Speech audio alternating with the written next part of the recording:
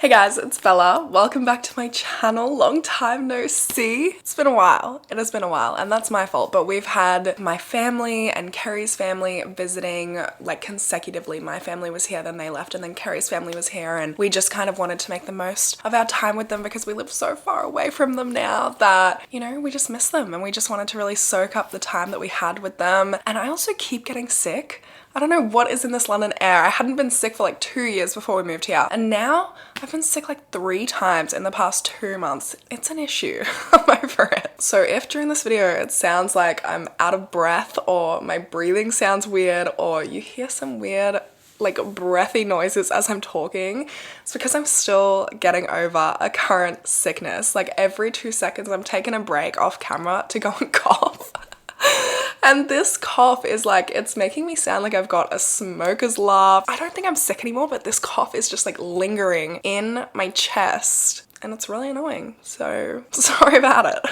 Anyway, I'm back. I'm sorry. I hope you can forgive me. I know it's been ages, but I'm back with another Mystery Monday. Today we are going to be talking about the case of Joanna Yeates. This case took place in 2010 and it was huge here, and I've never even heard of it. It honestly gives me the heebie-jeebies. But I love looking into cases that you guys recommend, so as always, please leave any and all case recommendations for future videos in the comments down below. Before we do get into today's case, I just quickly want to thank today's sponsor enquiries for making this video possible. There is one thing that these Mystery Mondays have taught me. It is that there are some messed up people out there, and so much of our lives is online now that it is easier than ever for people to take advantage of you without you even knowing it. Every time you fill out a form online or you sign up for a website, they are selling your information to anyone and everyone, to online advertisers, landlords, potential employers, and sometimes even criminals. Literally anyone can access your personal data and use it for scams, identity theft, to stalk and harass you or your family, because these websites are collecting data like your full name, your date of birth, your phone number, your email address, your home address, your medical history, your financial history. Like, it's crazy. And you know, all of these spam calls and spam emails that we all get and are honestly, like, if they are not the bane of my entire existence, but this is how they're getting our numbers and our emails to be able to spam us all. So basically what enquiries does is they reach out to data brokers on your behalf to have them remove your personal information, and if the data brokers don't want to do that, then enquiries will also deal with that. All you have to do is sign up to enquiries and tell them whose personal information you want removed, and that's it. They'll handle the rest. So if you do want to sign up for enquiries, you can use my code BELLAFIORE at the link in my description. I'll link it below, and you will get an exclusive 60% off their annual enquiries plan. I will leave all of the information in the description down below for you to check out, so make sure you check that out. And let's go ahead and get into today's case. So Joanna Yeates was born on the 19th of April in 1985 to parents David and Teresa Yeates. She was born in Ampfield in Hampshire, which is about a 2-hour drive from London, and she had a pretty comfortable upbringing. She had a great relationship with her parents, especially her mum, who said that she and Joanna were like best friends. Her parents really did everything that they could to give her the best upbringing that they could. She went to this school called Embley School, which is like a prestigious, selective private school, and Joanna really made the most of her schooling. She excelled academically, and eventually she went on to get a degree in landscape architecture at university, and she also received a postgrad diploma in landscape architecture from the University of Gloucestershire. By the end of 2008, she was 23 years old and everything was going really well for her. She had a job that she loved at a company that she loved. She was working at a place called Highland Edgar Driver, which specializes in landscape architecture and urban design. And she also met this guy named Greg Reardon, who was 25, and he also worked at the same company as an architect. They, you know, started talking at work. They just got along really well and they ended up dating, and they were so so happy together. Joanna's parents loved Greg. They thought that they were great together. Joanna was just super happy. Everything was going really well for her. And in general, I mean, she was just described as a really positive, happy person, super bubbly, caring, and got along really well with everyone. She's just one of those people. She was described as a confident girl, really adventurous, and she just really made the most of life. So by the end of 2009, the company that Joanna and Greg were working for relocated to Bristol. So both Joanna and Greg, they loved their job. They loved the company that they worked for. So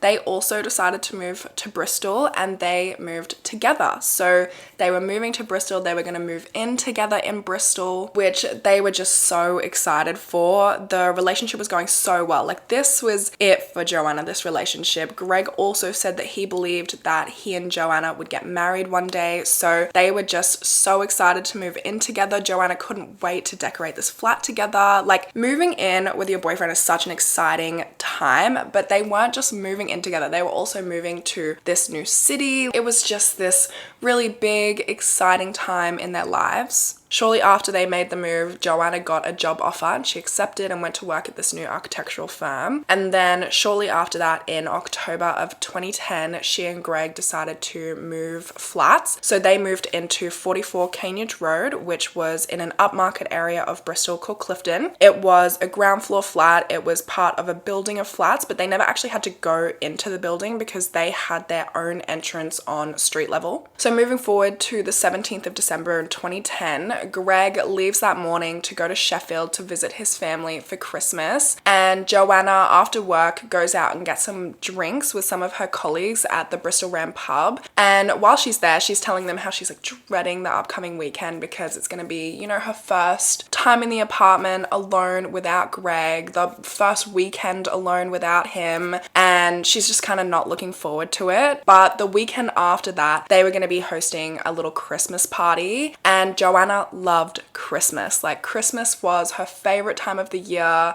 It was very snowy in Bristol on this particular year, so it was just feeling very Christmassy. So she was planning to keep herself busy that weekend by going and doing some last minute Christmas shopping and, you know, doing a little bit of Christmas baking. So drinks wrap up and Joanna leaves the pub at about 8 p.m. and walks home. And regularly it would be like a 25-minute walk, but she makes a couple of stops on the way. So her first stop is at a Waitrose, which is a supermarket in the UK, and she goes in, looks around, doesn't buy anything and leaves. And then on her way from Waitrose to her next stop, she calls up her friend Rebecca Scott and they organize to see each other on Christmas Eve. After that, she stops in at a Tesco Express in Clifton Village, and it's there that she buys a Tesco's finest mozzarella, tomato and basil pesto pizza, and she's seen on CCTV leaving the Tesco at 8:40 p.m. After that, she makes a quick stop in at a nearby off license called Bargain Booze, and she buys 2 bottles of cider, and then she goes home, and it's estimated she got home at about 9 p.m. Meanwhile, Greg is trying to contact Joanna from Sheffield. He's sending her a couple of texts. He tries to call her twice, one time to her mobile phone and one time to the landline at their flat, but she doesn't answer any of the texts or the calls. Then by about 10:20 p.m. he still hasn't heard from her, so he sends her another text, but again, Joanna doesn't answer. And, you know, he's not too worried at this point because Joanna, I think she wasn't really that on top of checking her phone, so it wasn't really that big of a deal. But the rest of the weekend goes by and he's still trying to contact her, you know, text her, call her, that sort of thing, and he does not hear back from Joanna for the entire weekend. He heads home on Sunday the 19th and he gets home at about 8 p.m. and as soon as he gets into the flat, he knows that something is not quite right. There is no sign of Joanna. There's an opened bottle of cider on the kitchen counter.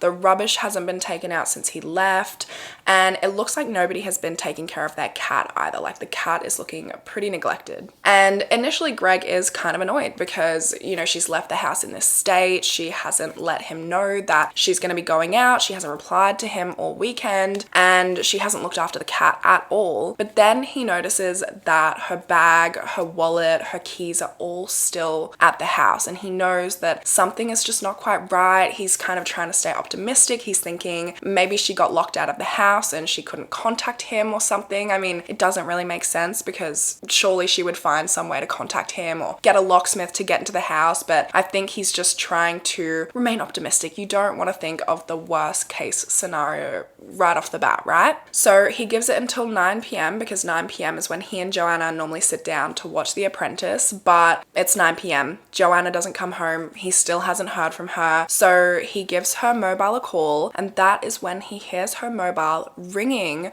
from inside their flat, and he follows the sound and her mobile phone is in her coat pocket and it just like clicks, like something is wrong. He starts calling her friends and her family. No one has seen her. No one has heard from her. And so by 12:45 a.m., he contacts the police and reports Joanna missing, which, can I just add here, like, what took him so long to call the police? Like, he realized she was missing at 9 p.m.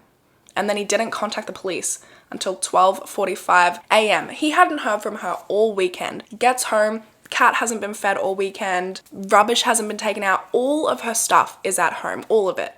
Bag, keys, wallet. He realizes by 9 p.m. her phone is still there and that no one has seen and heard from her, and he doesn't contact the police until 12:45 a.m. I know, like, everybody deals with things differently and you want to think the best and you want to be optimistic, but come on. That is so confusing to me, but that's besides the point. So police arrive at the flat pretty shortly after, and Joanna's parents as well. As soon as they heard from Greg that Joanna was missing, they immediately, in the middle of the night, drove straight to the flat in Bristol as well. And they start searching the apartment while the police question Greg, other residents of the building, neighbors, that sort of thing. And as the police are doing that, Joanna's parents in the flat find a receipt for the Tesco pizza that Joanna had bought, and it shows that the pizza was purchased at 8:40 p.m. on the 17th of December, meaning she did make it home that night and must have gone missing after this time. But as they continue searching the apartment, they don't find any sign of this pizza, the pizza box, the wrappings, nothing. Which you would think if she ate the pizza, that the pizza box or the wrappings or the rubbish from it or something would be in the bin in the apartment, which hadn't been emptied yet, or it would be in a nearby bin. And if she hadn't eaten the pizza, you would think that it would be like in the freezer or in the fridge or something. Because the receipt is in the flat, all of her belongings are in the flat, but there's no sign of this pizza at all. So it's just a really weird situation. A search gets underway. Greg, Joanna's parents, David and Teresa, the police are all out searching for Joanna anywhere they can think of, and they're searching for anything. They're searching for Joanna, any trace of her, even just the pizza box at this point. Her friends and family also end up setting up a website, and they also start using social media to try and get any leads. So they're using like Facebook and YouTube to try and get any information about Joanna that they can. On the 21st of December, Greg and Joanna's parents, David and Teresa, make a public appeal for her safe return at a police press conference. Her boyfriend Greg did another press conference the following day on the 22nd of December, and he said, "I desperately want her back. I thought we would be together forever. She was my future. This Christmas was going to be our first together. I was going to spend it with her family, which is always a big deal for a boyfriend." The next day, on the 23rd of December, Joanna's parents did another press conference as well with Sky News and BBC News, and her father David said, "I think she was abducted after getting home to her flat. I feel sure she would not have gone out by herself, leaving all these things behind, and she was taken away somewhere else." As the investigation went on, forensics revealed that there were no signs of a struggle or forced entry, which led investigators to believe that Joanna knew her abductor, but her boyfriend Greg had been ruled out as a suspect, and so as days went on, there were no answers as to who this could have been. And then on Christmas Day at around 9 a.m, a couple was walking their dog on Longwood Lane, which is about 4.8 kilometers or 3 miles from Joanna and Greg's flat, and it was there that they found a fully clothed body in the snow, and police believed this body to be that of Joanna Yeates. By this point, it had been 8 days since Joanna was last seen, and her body was completely frozen, which meant that the postmortem exam was going to take a little bit longer to complete. It began on the 26th of December, and initially police believed that she had actually frozen to death because there were no visible signs of injury. I don't know if this is just because her body was so frozen or what the deal was, but following the discovery of her body, police did a press conference where they asked for anyone with any information on her death to come forward. And they also said that the investigation was seeking the driver of a light-colored four-wheel drive to come forward for questioning. The next day, on the 27th of December, Joanna's parents, David and Teresa, her brother Chris, and her boyfriend Greg visited the site where her body was found, and they laid flowers, they laid a photo of Joanna from her graduation day, and they also helped to reconfirm that the body did belong to Joanna. And then on the 28th of December, police revealed that Joanna had been strangled to death. They found 43 different injuries on her body, which indicated that there definitely was quite a struggle in the lead up to her death. There were injuries on her head, her arms, her torso, her neck, and these injuries included cuts and bruises and even a fractured nose, so it kind of indicated that her death was slow and painful. They also revealed that her top had been pulled up above her bra, exposing one of her breasts, but despite this, police didn't believe there was a sexual motive behind the murder, which doesn't necessarily mean there wasn't a sexual motive behind the murder though, you know what I mean? It just means that they didn't think there was at this time. They also determined that she had been murdered several days before her body was found, and also that she did not eat the pizza that she had purchased from the Tesco that night, and this led police to theorize that her killer had actually taken the pizza, which is so creepy to think about. This person like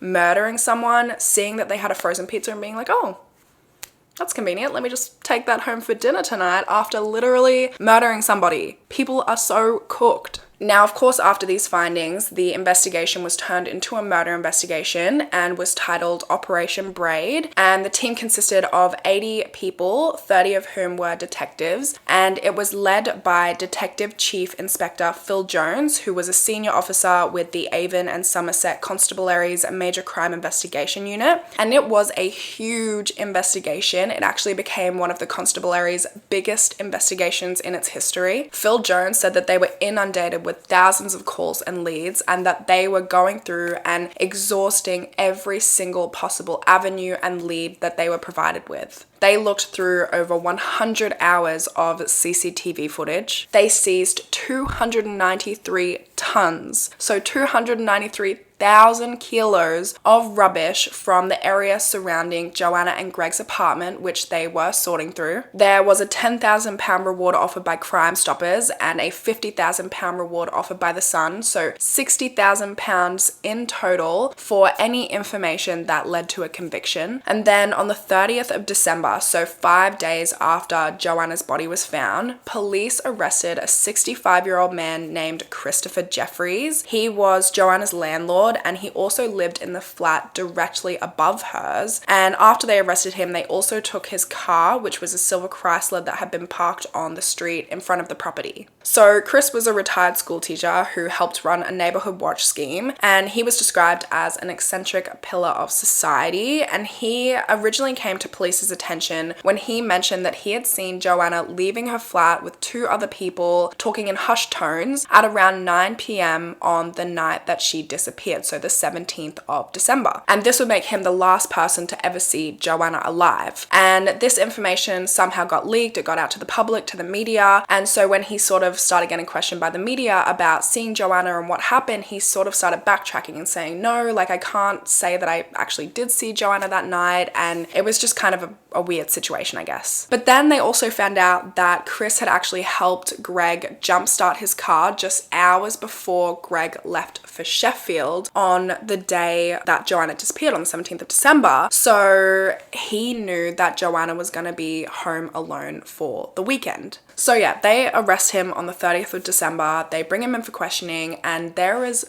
literally no actual evidence to suggest that he was involved in any way. So police get another 12-hour extension to keep questioning him. I guess like trying to get a confession out of him or something, because there's no evidence at all. And during this time, after they get this extension, they actually get a call from a neighbor, from somebody who lives in the same block of flats that both Joanna and Chris live in. And this neighbor says, hey, I actually saw that Chris moved his car for a couple of hours on the night of of the murder, which, I mean, obviously really isn't that weird, but police have no other like leads that are panning out as anything. They have no other suspects, no other evidence, nothing. So they're just kind of grasping at any little straws they can get. But they held Chris for 2 days in total. They questioned him extensively. They searched his house. He had no phone, electronics, computer, anything like that. So they were just searching his house for any clues, pizza box, whatever. They searched his car. They found nothing. So they released him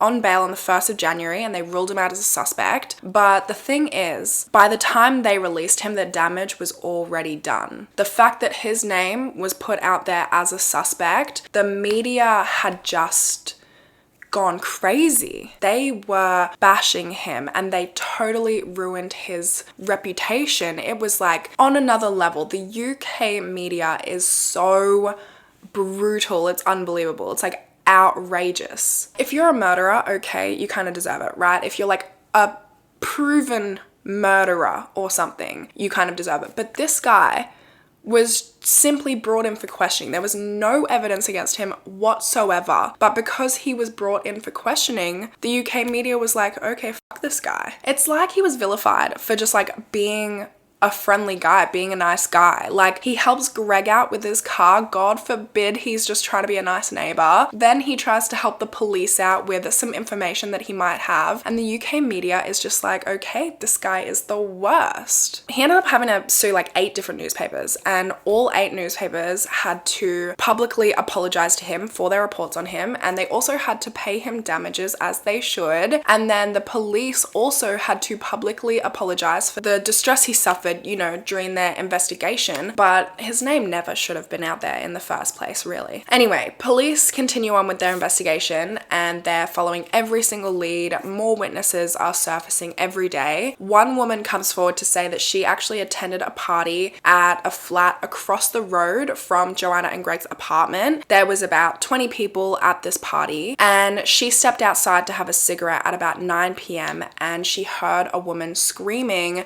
coming from the direction of Joanna's apartment. And at the time that she heard the screams, she actually didn't think much about it because it was a Friday night, it was the holidays, people were drinking, they were partying. She just didn't think a lot of it. But then in the subsequent days, when she heard about Joanna's disappearance and then her murder, she thought that maybe it was worth mentioning to police. Police went and questioned all 20 people that attended this party. They got the DNA of all of the men who were at this party, but nothing really came of it. Another neighbor that lived behind Joanna and Greg's apartment also heard a woman screaming, "Help me." He couldn't remember exactly what time he heard this or anything, but once he heard about Joanna's murder, he thought that it was something worth mentioning. Investigators also looked into the possibility that this case could be connected to other unsolved cases. So they looked into the case of 20-year-old Glennis Carruthers, who was strangled to death at Clifton Zoo in 1974. They looked into the case of 35-year-old Melanie Hall, who disappeared in 1996 from Bath after meeting friends at a bar, and she was murdered, and her remains were discovered 13 years later in 2005 in South Gloucestershire. And they also looked into the case of 35-year-old Claudia Lawrence, who went missing from York in 2009. Melanie's case had the closest connection, with both women being similar in age and appearance and having both disappeared after returning home from meeting friends. But again, nothing really came from this. Police were just really exhausting every single possibility. All leads were coming up as dead ends, and there were still so many unanswered questions. Police didn't even know when she was murdered. It could have been any time between the night of Friday the 17th and Sunday the 19th. They didn't know what the deal was with the Tesco pizza, why her body was hidden so poorly, if she knew her killer, because there were no signs of forced entry. So did she let them in? Did this person have a key? Was this person already waiting in her apartment when she got home on the night of the 17th? There were just so many questions and not many answers. And it really felt like they were no closer to finding her killer. By the 2nd of January, police stepped up their patrols in the Clifton area, and they urged women not to walk home alone after dark, and they also urged people in the Clifton area to secure their homes at night. Police also worked with the BBC program Crime Watch to recreate Joanna's last movements before her murder. 2 days later, on the 4th of January, police released a Facebook campaign to generate leads. It was basically like a Facebook ad, which allowed people to message in on Facebook instead of having to call in anytime they had like a lead or some information or anything like that. And by the next day, by the 5th of January, this Facebook campaign had over 250,000 views and a lot of people had messaged in. Also, by the 5th of January, lead detective Phil Jones also made an announcement stating that one of Joanna's grey ski socks was missing when her body was found. They could not find this sock anywhere, so it seemed like the killer had also taken this. He also said that by this point they had established over 1,000 lines of inquiry, but that they were still casting their net wider. They still wanted to look into every single little piece of information and evidence and lead that they could. Like, this was a huge investigation and authorities were determined to find Joanna's killer, but it was like looking for a needle in a haystack, and even if they found this needle, there was still no evidence to prove anything. They are questioning customers from the Bristol Ram pub. They're stopping motorists on Cambridge Road and Longwood Lane. They are really doing everything that they can think of. They even got a private company which specializes in undertaking forensic analysis for criminal investigations. And they use this like special type of technique called DNA sense, which basically purifies, concentrates, and enhances DNA, which was really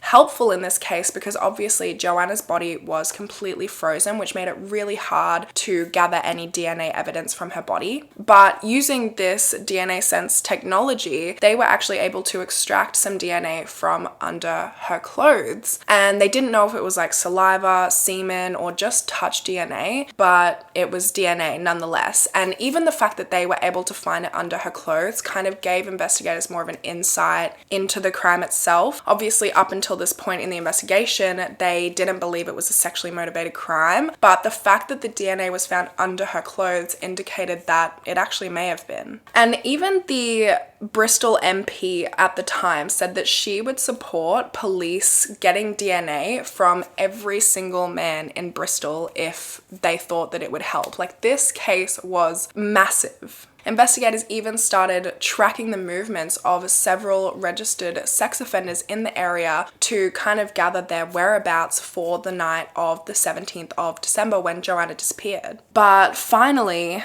police got their breakthrough. Joanna's parents did a televised appeal on BBC's Crime Watch, and just hours after this aired, they get a call from somebody implicating a 32-year-old man named Vincent Tabak. Vincent was a Dutch guy. He was born in the Netherlands in 1978 and had 5 siblings, 3 sisters and 1 brother, and he was an architectural engineer who moved to Bath in the UK in 2007 from the Netherlands. The year after his move in 2008, he did a bit of online dating and met a woman named Tanya Marson, who became his first serious girlfriend. They were reportedly a very happy couple, and together they moved to Bristol in June of 2009, and they actually moved into the same building as Joanna. So because he lived in the same building as Joanna, obviously he had already been on the police's radar, but he had actually been ruled out as a suspect. So they first questioned him on the 20th of December because, you know, they question everybody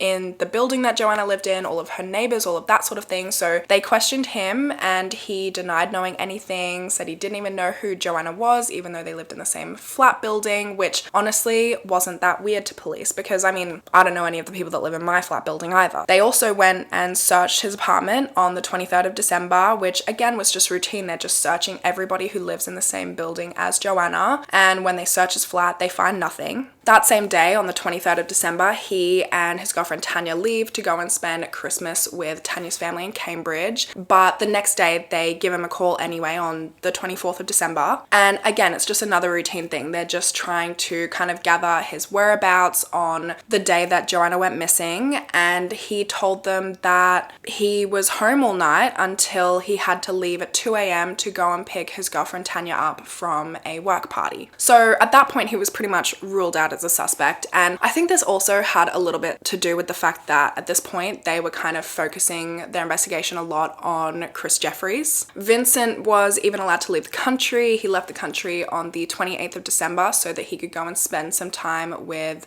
his family in the Netherlands. Obviously, a couple days later is when Chris Jeffries was arrested on the 30th of December. And if you remember, while he was in custody, someone that lived in the same building as him and Joanna called up the police and said Chris's car had moved on the night of Joanna's disappearance and murder. And surprise, surprise, the person who did that was Vincent Tabak, trying to put the blame on Chris, deflect, get somebody else caught for this murder. He was willing to throw an innocent man under the bus. But when police got this call from Vincent, it actually prompted them to be like, maybe we should go and talk to this Vincent guy, see if he has any more information. And so on the 31st of December, 2 officers fly out to Amsterdam to question him. And this does not go well for Vincent. Like, this whole thing, him trying to throw Chris under the bus, backfired so heavy. They question Vincent for about 6 hours, and they start off just wanting information about Chris Jeffries and why Chris Jeffries' car moved the night of the murders. But then Vincent starts acting so weird during this interview that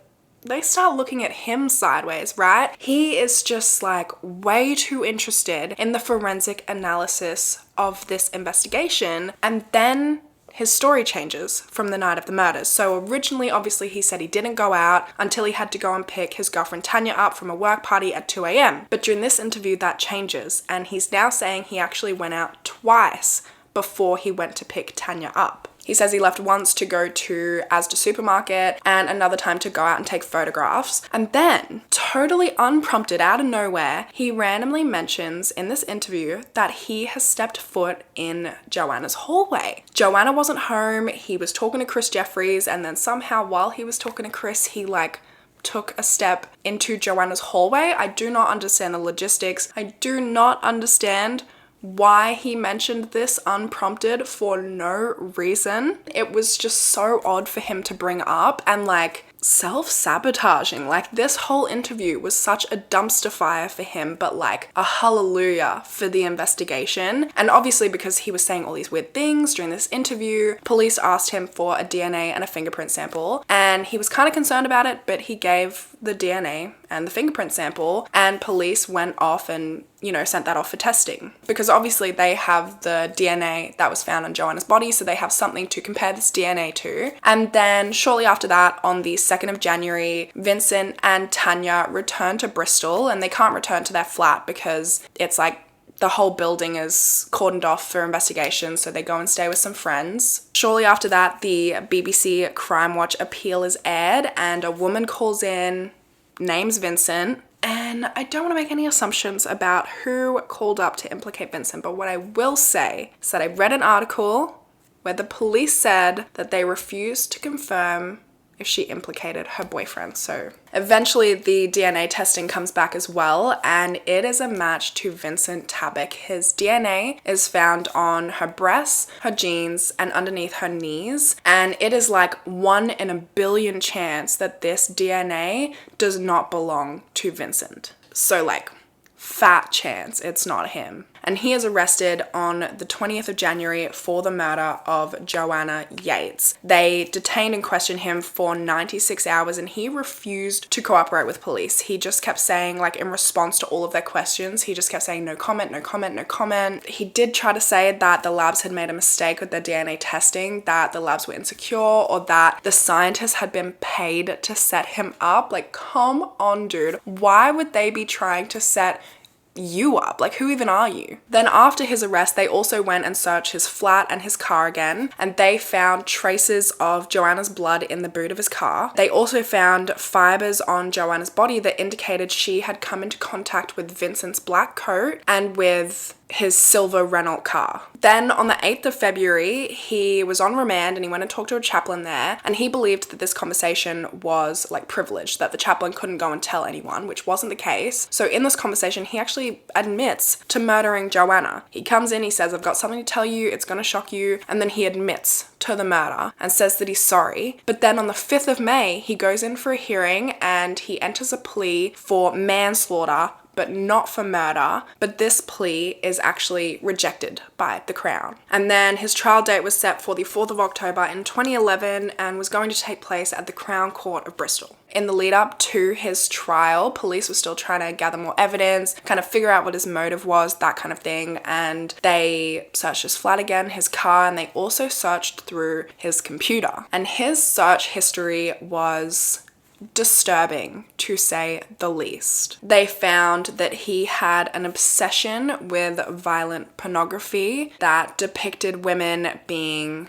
degraded, bound and gagged, women being stuffed into boots, and he had a particular obsession with men aggressively choking women out while having sex with them, which is of particular concern considering Joanna was strangled to death. They also found that he had contacted several sex workers to meet up with them while he was on a business trip in California in the months before Joanna's murder. And they found 145 indecent images of children. But in all of these things that they found, there were 3 images that were of particular interest to this case. These images were of a blonde woman who resembled Joanna. She was wearing a pink top, which resembled the top that Joanna was found in. And in these images, her top is pulled up above her bra, exposing her breasts, just like how Joanna was found on Longwood Lane. So the trial begins on the 4th of October in 2011, and Vincent is now 33. During his trial, he tells the court that he did kill Joanna, but that it was an accident. So he's only guilty of manslaughter and not murder because he didn't mean to kill her or seriously injure her. He claimed that Joanna, who was basically a stranger to him at this point, invited him into her apartment for a drink on the night of the 17th of December, and he came in, she made a flirty comment towards him, so he tried to kiss her and she screamed. And so to get her to stop screaming, he put his left hand over her mouth and then put his right arm around her neck, and within 20 seconds she was dead. There was no struggle, nothing, and it was all a freak accident. And then in a state of panic, he says he put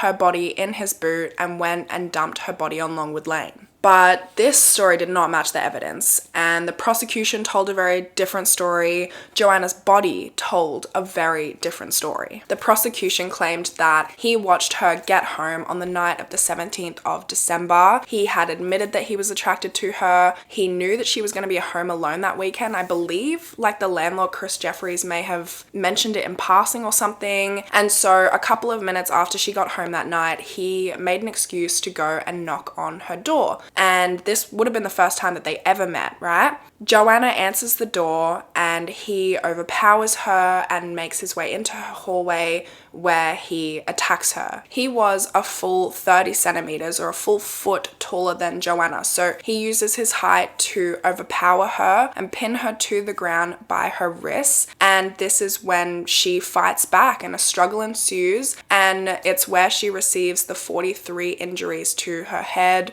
her neck, her torsos, and her hands. Vincent also had a bunch of scratches and injuries on his hands and his arms which looked like defensive wounds, and when he was asked how he got these, he said that he didn't remember. According to Vincent's own story, there was about an hour between when he went and attacked Joanna and when he put her body in his boot, so this led the prosecution to believe that her death was slow and painful. After the murder took place, he then took Joanna's body back to his own flat and put her body in a bicycle cover before then putting it into the boot of his car. Then he drove to an Asda supermarket. He went in and bought beer and crisps, and while he was in there, while Joanna's body is in the boot of his car, he's texting his girlfriend Tanya saying, "I've just bought crisps, I'm so bored." Like, this guy is a next level sicko. He has a woman's body in his boot that he just murdered. He's buying crisps, he's buying beer, he's texting his girlfriend being like, "Hey, I'm so bored,